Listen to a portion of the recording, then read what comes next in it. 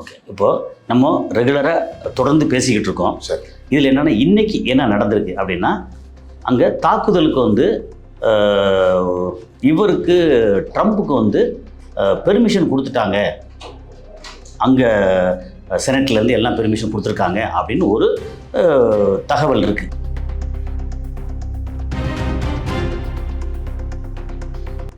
அந்த டவருக்கு பதிலாக இண்டிவிஜுவல் சாதனமே வந்து டவர் மாதிரி அப்படிங்கிறது.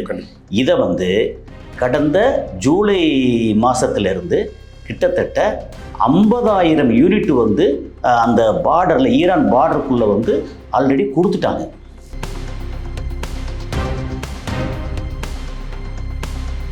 ஓகே, இது ஸ்டார்லிங்கோடது. அப்போது 50,000 யூனிட்டுக்கு மேலே ஃப்ரீயாக டிஸ்ட்ரிபியூட் பண்ணியிருக்காங்க. எங்கே? அமெரிக்கா வந்து ஈரானில். சரி, அவங்க வந்து ஃப்ரீயாக டிஸ்ட்ரிபியூட் பண்ணி நீங்கள் நல்லா இருங்கப்பான்னு சொல்கிறதுக்கு அவங்க அவ்வளோ நல்லவங்களா?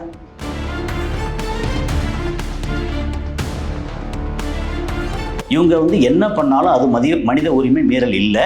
காரணம், அவங்க வந்து காசாவில் வந்து கொல்றது பூரா வந்து மனிதர்கள் அல்ல, வெறும் புழு பூச்சிகள்.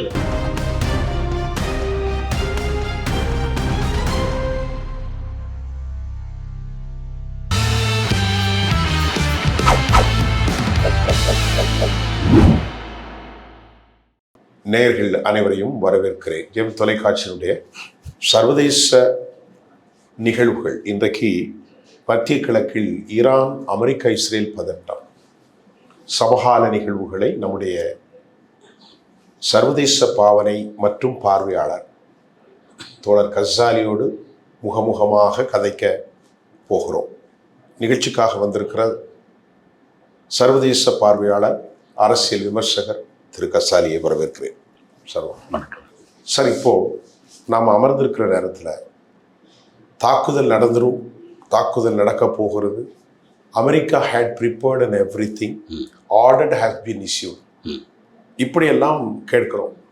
மேப்பெல்லாம் கொடுத்துட்டாங்க எங்கே பென்டகன்லேருந்து. US ready to take efforts, okay, அப்படியெல்லாம் வந்துட்டு இருக்கு. நியூயார்க் டைம்ஸ் நேற்று ஒரு செய்தியை போட்டிருக்கு, பிபிசியும் போட்டிருக்கு. இதை இணைச்சி பேசு. ஓகே, இப்போது நம்ம ரெகுலராக தொடர்ந்து பேசிக்கிட்டு இருக்கோம். சரி. இதில் என்னென்னா இன்றைக்கி என்ன நடந்திருக்கு அப்படின்னா, அங்கே தாக்குதலுக்கு வந்து இவருக்கு ட்ரம்ப்புக்கு வந்து பெர்மிஷன் கொடுத்துட்டாங்க, அங்கே செனட்லேருந்து எல்லாம் பெர்மிஷன் கொடுத்துருக்காங்க அப்படின்னு ஒரு தகவல் இருக்குது. உண்மையான செய்தியா? அது இன்னும் வந்து 100% உறுதிப்படுத்தப்படலை, ஆனால் செய்தி இருக்குது. அங்கே பார்லிமெண்ட்டு, அங்கே வந்து செனட் சபை வந்து ஈரானை தாக்குறதுக்கு இவர் வந்து முடிவெடுக்கலாம் அப்படின்னு சொல்லி அதுக்கு அதிகாரம் வந்து கொடுத்ததா ஒரு தகவல் இருக்குது. இது இன்னும் 100% உறுதிப்படுத்தப்படலை. நம்பர் 1. நம்பர் 2 வந்து என்ன முக்கியமான விஷயம்னா, ஸ்டார்லிங்க்.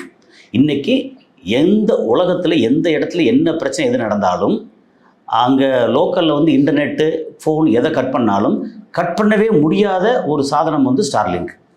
ஓகே, ஏன்னா அது தனிக்காட்டு ராஜா மாதிரி. அந்த ஸ்டார்லிங்க் வந்து என்ன நடந்துச்சுங்கிற விஷயத்தை கொஞ்சம் டீட்டெயில் சொல்லிட்டா கொஞ்சம் கரெக்டாக இருக்கும். என்னென்னா, கடந்த ஜூலையில் வந்து ஒரு 12 நாள் போர் நடந்தது இஸ்ரேலுக்கும் ஈரானுக்கும். அந்த நேரத்தில் ஸ்டார்லிங்க்னா ஸ்ட்ரெயிட்டாக நமக்கு வந்து எப்படின்னா, பொதுவாக எல்லாம் புரிதலுக்காக எல்லாத்தையும் சொல்லி நம்ம சாதா எளிய மக்களுக்காக சொல்லிடுவோம். இப்போ நம்ம ஃபோனில் வந்து பேசுகிறோம் அப்படின்னா நமக்கு எங்கேருந்து கிடைக்குது? இப்போ நீங்கள் எனக்கு இங்கேருந்து ஃபோன் பண்ணுறீங்க, இல்லை நான் வந்து ரிசீவ் பண்ணுறேன். நீங்கள் பண்ணுற ஃபோன் வந்து இங்கே இருக்கிற ஒரு இதுக்கு போகும், ஒரு ஸ்டேஷனுக்கு போகும். அங்கேருந்து சேட்டலைட்டு போகும். சேட்டலைட் வந்து நம்ம இன்னொரு ஸ்டேஷனுக்கு வரும், எனக்கு வந்து சேரும். அப்போது சேட்டலைட் வேணும், 2 ஃபோன் வேணும், சேட்டலைட் வேணும், அது போக ரிசீவ் பண்ணுறதுக்கு வந்து டவர் வேணும். இங்கே டவர், அதோட ஆஃபீஸ், இது வேணும். இப்போ ஸ்டார்லிங்க் வந்து அவங்க சொல்கிறது என்னென்னா, நமக்கு வந்து இந்த டவர் வேண்டாம், அல்லது பக்கத்தில் ஏதாவது ஒரு இடத்துல வந்து ஒரு மொத்தத்துக்கு ரிசீவ் பண்ணுற ஏதாவது ஒரு இடத்துல இது போதும், அல்லது நேரடியாகவே அவங்க வந்து இப்போ நம்ம ஃபோன் பேசுகிறோம்னா இதுக்கு வந்து ரிசீவ் பண்ண நேரடியாக இதிலேருந்தே சேட்டலைட்லேருந்து ரிசீவ் பண்ணுறதுக்கு ஒரு சாதனம் நம்ம ஃபோன், இது மட்டும் போதும். அந்த டவருக்கு பதிலாக இண்டிவிஜுவல் சாதனமே வந்து டவர் மாதிரி அப்படிங்கிறது. இதை வந்து கடந்த ஜூலை மாதத்துலேருந்து கிட்டத்தட்ட 50,000 யூனிட் வந்து அந்த பார்டரில் ஈரான் பார்டருக்குள்ளே வந்து ஆல்ரெடி கொடுத்துட்டாங்க. ஓகே, இப்போ இந்த ஃபோன், இந்த செட்டப் ஹார்ட்வேர் இருக்கு இல்லையா, இந்த செட்டப் வந்து என்ன ரேட்டுன்னு பார்த்தோம்னா நம்ம ரூபாய்க்கு கிட்டத்தட்ட 35,000 ரூபா. ஒன்று. Antenna antenna phone and receiver, right, அந்த அந்த யூனிட் அது யூனிட். ஓகே. அப்புறம் இந்தியாவுக்கு வந்து அவங்க ப்ரொப்போஸ் பண்ணது எப்படின்னா 35,000 ரூபா வந்து அந்த ஸ்டார்லிங்கோட சாதனம். அப்புறம் வந்து மாதத்துக்கு வந்து 8,500 அதாவது கிட்டத்தட்ட ஒரு $80-100. அப்புறம் வேறு சர்வீஸில் இருந்தாங்கன்னா $5 அப்படின்னு சொல்லி $5 வந்து ஒரு $500, 450, $500 வச்சுக்கலேன். அந்த மாதிரி வந்து சார்ஜ் பண்ண போகிறதா சொல்லிட்டு இருந்தாங்க. அப்போ ஸ்டார்லிங்க் வந்து சீப்பாக இல்லை, ஆனால் எல்லா இடம் கிடைக்கும். மோர் எக்ஸ்பென்சிவ். ஆனால் அதே நேரத்தில் வந்து இப்போ வந்து மலைக்காட்டுக்கு போகிறோம், இல்லை பாலைவனத்தில் போகிறோம், ஏதாவது ஒரு இடத்துக்கு போகிறோம், அங்கே வந்து டவர் இல்லை அப்படின்னா நமக்கு சிக்னல் கிடைக்காதுல்ல. இல்லை, அதுக்குரிய ஆட்கள் அதை வாங்கலாம். ஆனால் சாமானியர்கள் பயன்படுத்த சாமானியர்களுக்கு இல்லை. ஆனால் இவங்க வந்து ஸ்டார்லிங்க் சொல்கிறது சாமானியர்களுக்கும் கிட்டத்தட்ட இராணுவத்தில் போலீஸ் பயன்படுத்துகிற மாதிரி, இராணுவத்தில் பயன்படுத்துகிற மாதிரி எல்லாருக்கும் எல்லா இடத்துலையும் கிடைக்கும் அப்படிங்கிறது தான். ஓகே, இது ஸ்டார்லிங்கோடது. அப்போது 50,000 யூனிட்டுக்கு மேலே ஃப்ரீயாக டிஸ்ட்ரிபியூட் பண்ணியிருக்காங்க. எங்கே? அமெரிக்கா வந்து ஈரானில். சரி, அவங்க வந்து ஃப்ரீயாக டிஸ்ட்ரிபியூட் பண்ணி நீங்கள் நல்லா இருங்கப்பான்னு சொல்கிற அளவுக்கு அவங்க அவ்வளோ நல்லவங்களா? ஸோ இது எலன் மஸ்க்கு வந்து அப்படி என்ன தேவை? என்னென்னா மக்களை மடை மாற்றுறதுக்கு இந்த அரசாங்கம் கையில் வந்து சில கண்ட்ரோல் இருக்கும். அந்த கண்ட்ரோலை மீறி நம்ம வந்து ஏதாவது செயல்படணும் அப்படின்னா இது வந்து மக்களுக்கு ஃப்ரீயாக கொடுக்கணும். இப்போ வந்து ஜியோ இங்கே வந்த நேரத்தில் 6 மாதத்துக்கு வந்து ஃப்ரீயாக கொடுத்தாங்க, சர்வீஸ் ஃபுல்லாக ஃப்ரீ. அதனால் மலம்னு எல்லோரும் ஜியோவுக்கு மாறினாங்க. டோட்டலாக வந்து என்னாச்சு, கிட்டத்தட்ட 50 கோடி கனெக்ஷன் இருக்குன்னு இப்போ கேள்வி. முதல்ல டெபாசிட் வாங்கிட்டான். அது டெபாசிட் பேருக்கு வாங்கிட்டு மாதம் முன்னாடி வந்து பயங்கர எக்ஸ்பென்சிவாக இருந்துச்சு. ஆமாம், அதை வந்து உடைச்சு 6 மாதம் ஃபுல்லாக ஃப்ரீ அப்படின்னா ஏர்டெல்லேருந்து, வோடஃபோன்லேருந்து, ஐடியாவிலேருந்து எல்லாமே வந்து அங்கே நிறைய மாறினாங்க. இப்போ எல்லாம் டேரிஃபும் ஐத்தியாச்சு. ஆமாம், இப்போ அதாவது முன்னாடி இருந்த கம்பேர் பண்ணி இப்போ டேரிஃப் கம்மி தான். சரி, இப்போ நான் கேட்குறது ஸ்டார்லிங்க் வந்து ஜாமர் போட்டு கட் பண்ணிட்டாங்க. ஜாமர் போட்டாங்க. ப்ளஸ் இன்னொரு முக்கியமான விஷயம் அதில் என்னென்னா, இவங்களுக்கு வந்து ஸ்டார்லிங்கோட சாதனம் எங்கெல்லாம் இருக்கோ அதை தேடி பிடிச்சி வந்து அதை வந்து க்ளோஸ் பண்ணியிருக்காங்க. ஏன்னா ஈரானோட ஐஆர்ஜிசி ப்ளஸ் வந்து அந்த இது சம்மந்தப்பட்ட டெக்னிக்கல் ஆட்கள் இருப்பாங்களே. என்ன ஏன்னா இவங்களை விட இவங்களுக்கு போட்டி போட்டு இங்கேயும் வந்து டெக்னிக்கலாக வந்து ரொம்ப ஸ்ட்ராங்காக இருக்காங்க. அதனால் இவங்க ஸ்டார்லிங்க் வந்து அங்கே இருக்குது, ஆனால் எடுபடலை. இப்போ பயப்படுறாங்க.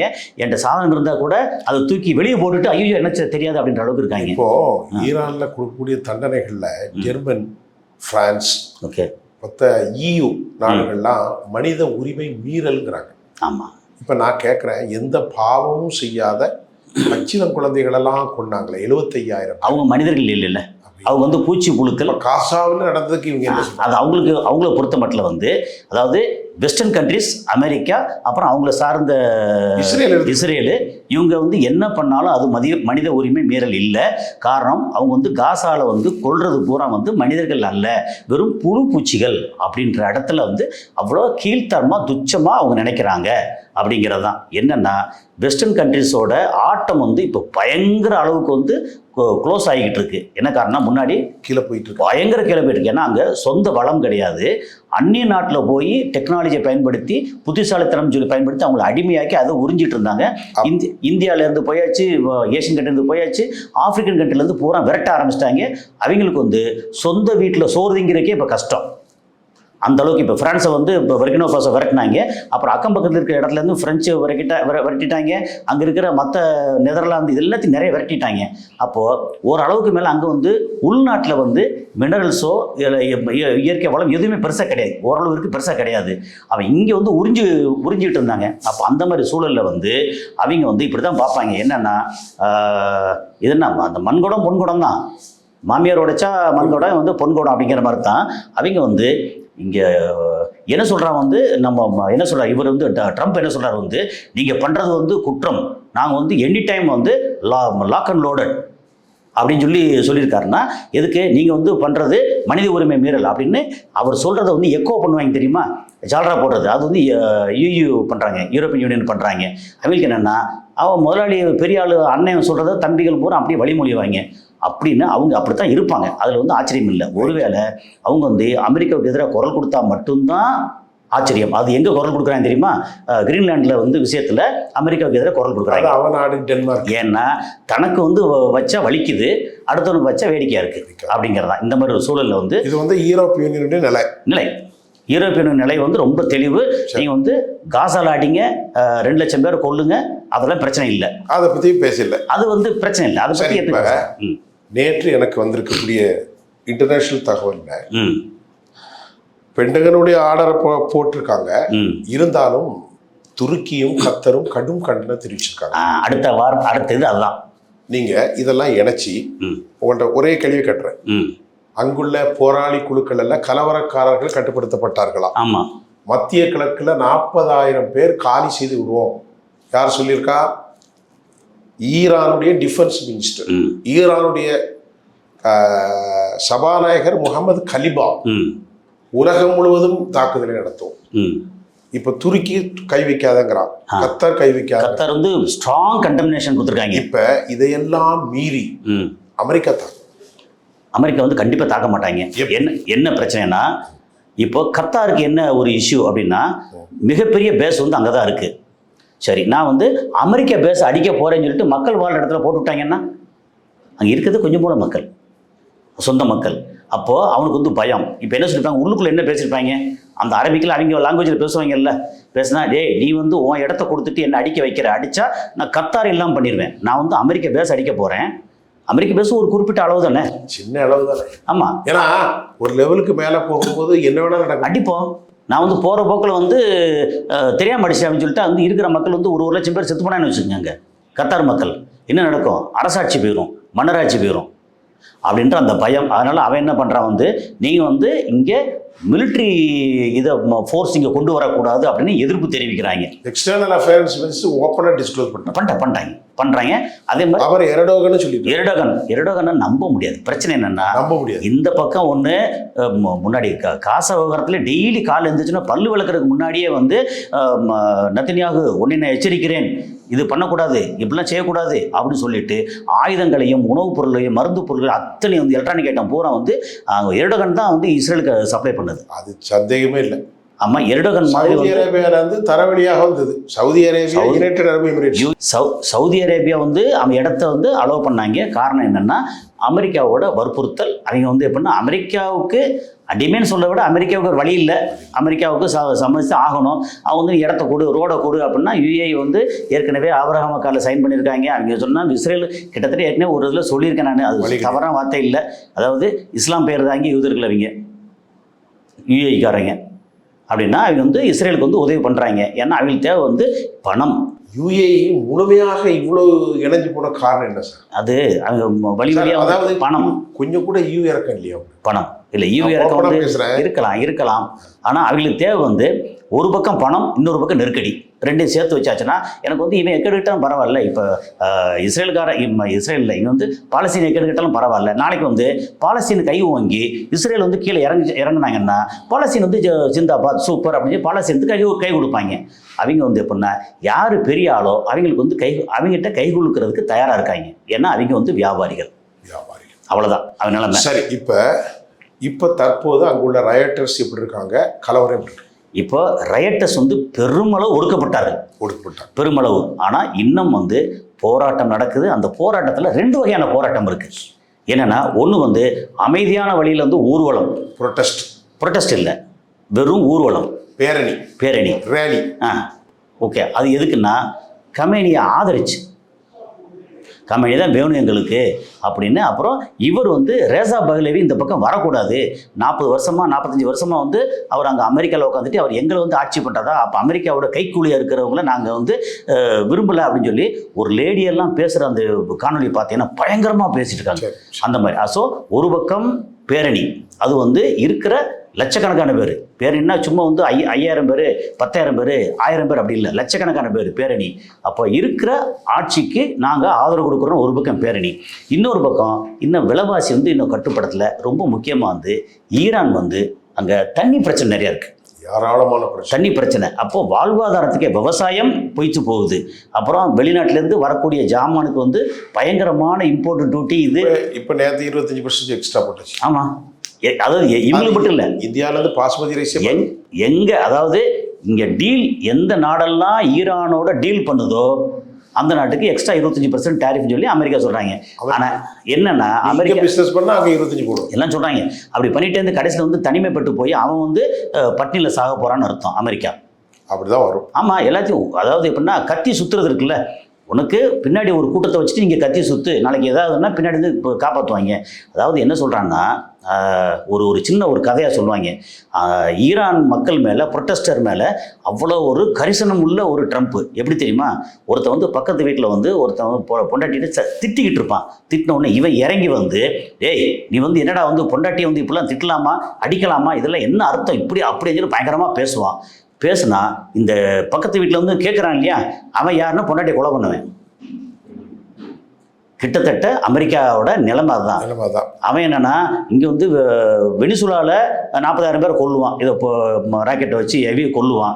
அப்புறம் இஸ்ரேல் மூலமாக இங்கே எக்கச்சக்கமாக கொல்லுவான், ஆப்கானிஸ்தானில் கொல்லுவான். அப்புறம் வந்து கடாஃபி போட்டுட்டு அங்கே கொல்லுவான். ஈராக்கில் எக்கச்சக்கமான பேரை கொண்டிருக்கான். இதெல்லாம் பண்ணிட்டு அவன் சொல்கிறான் வந்து இந்த மாதிரி சாத்வீகமான முறையில் ப்ரொட்டஸ்டர்ஸ் இருக்காங்க இல்லையா, அவங்கள வந்து நீ வந்து கொன்னேன்னா நான் சும்மா இருக்க மாட்டேன், நாங்கள் வந்து இறங்குவோம் அப்படின்றான். இப்படி இறங்கும்போது கரெக்டாக என்ன தான் பண்ணாலும் துருக்கி வந்து ஒரு பக்கம் இப்போ ஈரானை பகைச்சிக்க மாட்டாங்க துருக்கி. அதனால் அவன் வந்து அங்கே அட்லீஸ்ட் குறைஞ்சபட்சம் வந்து கண்டம் பண்ணுறாங்க. இவன் வந்து பயம் கத்தாருக்கு. கத்தார் வந்து இல்லை, கத்தாருக்கும் ஈரானுக்கும் உறவு இருக்கத்தான் செய்யுது. இருக்குது. எனவே சவுதிக்கும் ஈரானுக்கும் இப்போ உறவு இருக்குது. கடல் எல்லையை பகிர்ந்துக்கிறாங்க. ஆமாம், அந்த பகிர்ந்துக்கிறாங்க. இன்னொன்று சவுதிக்கும் ஈரானுக்கும் உறவு இருக்கு. யுஏக்கும் ஈரானுக்குமே உறவு இருக்கு. அதனால் இதெல்லாம் வந்து எப்படின்னா அப்படிலாம் பார்த்தீங்கன்னா இஸ்ரேல் வந்து இப்போது பயந்து போய் கிடக்காங்க. இப்போ வந்து இஸ்ரேல் பேச்சே இல்லை பார்த்தீங்களா. அதை கேட்டேன்னு நினச்சேன். ஐயா என்னன்னா நீங்கள் தான் சொன்னீங்க இஸ்ரேல் பேச்சியாக குறைஞ்சிட்டு வேற வழி இல்லை. முதலாளி பெரிய அண்ணன் வந்து அடங்கி ஒடுங்கி அடுத்து என்ன பண்ணுறது தெரியாமல் வந்து அப்படியே புலம்பிட்டு தெரியும் போது இவன் வந்து எப்படி வாலாட்டானா ஒரே போடுவாங்களே. இப்போ நேற்று ஒரு ஸ்டேட்மெண்ட்டு, புட்டின் ஸ்டேட்மெண்ட் என்ன சொல்லியிருக்காங்கன்னா, ஜூலை மாதம் நீ ஒரு பெரிய பேரழிவை சந்திச்சிய யாரு, இஸ்ரேல் மறுபடியும் அதை தெரியாம போருக்கு போடியா, பயங்கர எச்சரிப்பு. அது ரஷ்யா. இப்ப நேற்று தஸ்னீம் நாளிதழ் 9ஆம் தேதி ஒரு செய்தி, தஸ்னீம் அதுல என்ன சொல்லியிருக்காங்கன்னா, ஒரு ஆபத்தான மிசைல் உக்ரைன்ல காலி பண்ணது என்னன்னா 720 scandal short range ballistic missile. அவங்க வந்து இது வந்து இஸ்கந்தர் மிசைல் கொடுத்துருக்காங்க. இஸ்கந்தர் சொல்லி பழக்கம். இஸ்கந்தர் அது வந்து அமெரிக்காவுடைய ஏர் டிஃபென்ஸ் சிஸ்டத்தை காலி பண்ணிட்டு. ஆமா, அமெரிக்காவோட பேட்ரியாட் தாட் எல்லாம் காலி. இப்போ உக்ரைன்ல வந்து பயங்கரமா காலி பண்ணிருக்கு. அதை உக்ரைன்ல காலி பண்ணனால அதை வந்து தஸ்னீம் எங்களுக்கு கொடுத்துட்டாங்கன்னு செய்தி வெளியிட்டு இருக்கு. ஆமா, Thasneem very close associate with IRGC. ஆமா, இதெல்லாம் இஸ்ரேலுக்கு பயங்கர பயம் இருக்கு. இன்னொன்று இவ்வளவு சொல்றீங்கல்ல, ரொம்ப முக்கியமான இதுல ஒரு கருத்து என்னன்னா, ரஷ்யா வந்து இஸ்ரேலுக்கு அகைன்ஸ்ட் இல்லை. அதனால இது ரஷ்யாவுக்கும் இஸ்ரேலுக்கும் நல்ல உறவு இருக்கு. நல்ல உறவு இருக்கு. அது இருக்கு. ஏன்னா இஸ்ரேலுக்கு வந்து சிரியாவை விட, ரஷ்யாவுக்கு வந்து சிரியாவை விட இஸ்ரேல முக்கியம், பாலஸ்தீனத்தை விட இஸ்ரேல் முக்கியம். ரஷ்யாவுக்கும் இஸ்ரேலுக்கும் நல்ல உறவு இருக்கு. ஆனால் இப்போ வேற வழி இல்லாமல் இவங்களோட ஈரானோட இருக்க வேண்டியிருக்கு. ஈரானுக்கும் இஸ்ரேலுக்கும் சண்டை வந்தாச்சுன்னா எப்படி பார்த்தாலும் ரஷ்யா ஈரானுக்கு பெரிய அளவுக்கு உதவாது. ஆனால் ஈரான் வந்து இங்கே சைனாவோட ப்ரெஷர் எல்லாம் சேர்த்து தான் வந்து இஸ்கந்தர் மிசைலை வந்து அங்கே ரஷ்யா சைனா உதவும். ஏன்னா அவனுக்கு வந்து ஆயில் தேவை. அவனுக்கு மெயின் அதானே. இல்லை, அங்கே வந்து ஆயிலை ஸ்டாப் பண்ணிட்டாங்க வெனிசுலாவில். இப்போ வேறு வழி இல்லை, முழுக்க இந்த ஆயில் வேணும். ஈரான் வந்துதான் ஈரானோட ஆயில் கண்டிப்பாக வேணும். ஏன்னா ஒரு 3.2 பில்லியன் 32 லட்சம் பேரல் வந்து டெய்லி வந்து அங்கே எடுத்துக்கிட்டு இருக்காங்க. அதே இது வந்து நீங்கள் வெனிசுலாவில் பார்த்தீங்கன்னா ஒரு 60,000-70,000 பேரல் எடுத்தாங்க. ஒரு 0.6 ஒரு 6 லட்சம் தான் எடுத்தாங்க. 6 லட்சம் 8 லட்சம் பேரல் தான் வந்து அங்கேருந்து வெனிசுலா எடுத்தாங்க. இப்போ இங்கே வந்து ஒரு 32-35 லட்சம் பேரல் எடுக்கிறாங்கன்னா அதில் முக்கால்வாசி அங்கே இழந்ததை பூரா இங்கே எடுக்கணுமே. அப்போது சைனாவுக்கு வந்து எந்த நாட்டையும் விட ஈரான் வந்து ரொம்ப ரொம்ப அவசியம். அப்போ வந்து அவன் இஸ்ரேலுக்கு ரஷ்யாவுக்கு வந்து அவன் வந்து ஆர்டர் கொடுக்க முடியும். என்னென்னா, நீ வந்து இதெல்லாம் கொடுத்தா தான் உனக்கு மினரல்ஸோ அல்லது NVIDIA மாதிரி இதெல்லாம் கொடுப்பனாங்க. NVIDIA வந்து ரொம்ப முக்கியமான ஒரு சாதனம். அதை வந்து சைனாட்ட இருக்கு. சரி, இப்போ ஓகே, மிக முக்கியமாக நிறைவுக்கு வந்துட்டோம். நம்ம நேரம் கருதி பேசுகிறோம். இறுதியான கேள்வி என்னென்னா, அமெரிக்கா நேற்று என்ன சொல்லியிருக்காங்கன்னா, 2 ஸ்டேட்மெண்ட். ஒன்று, இணையதள இதன் மூலமாக தாக்குதல். இரண்டாவது ஏர் ஸ்ட்ரைக். ஓகே, 2ல் எதை தேர்ந்தெடுக்க போறாங்க? 1 இணைச்சு சொல்லிருங்க. இந்த கடுமையான கொதிநிலை, இந்த கடுமையான எச்சரிக்கை, இந்த கடுமையான வன்மங்கள், இதுல இருந்து ஈரான் தப்பி பிழைக்குமா? சரி, இப்போ வந்து இணையதள அட்டாக் வந்து நடக்கலை. இது வந்து இவங்க வந்து முறியடிச்சிட்டாங்க இணையதள இதை. அப்புறம் ஏர் ஸ்ட்ரைக் வந்து நடக்கலாம் அல்லது நடந்தால் என்ன விளைவுகள் வரும், அதான் போர். அது என்னன்னா 8 அமெரிக்க தளங்களை நோக்கி இவங்க வந்து என்ன லேசாக ஒரு தாக்குதல் நடந்தால் அடுத்த வினாடி வந்து 8 தளமும் அவுட்டு, காலி. அந்த அளவுக்கு வந்து ரெடியாக இருக்காங்க. அது போக இஸ்ரேலில் அடிக்கிறதுக்கு இஸ்காந்தர் மிசைல் வந்து எல்லாம் ரெடியாக வச்சுருக்காங்க. சொன்னேன் உங்கள்கிட்ட. அதான் ரெடியாக வச்சுருக்காங்க. அப்போ வந்து இவன் வந்து அடித்தான் அப்படின்னா அடுத்த நொடி வந்து அத்தனையும் வந்து சுக்குநூறு ஆயிரும். பெரிய பிரச்சனை. அப்போ என்ன ஆகும்னா அமெரிக்கா தளம் இல்லைன்னு வச்சுங்களேன், அதுக்கப்புறம் எங்கே வந்து உட்காருவாங்க?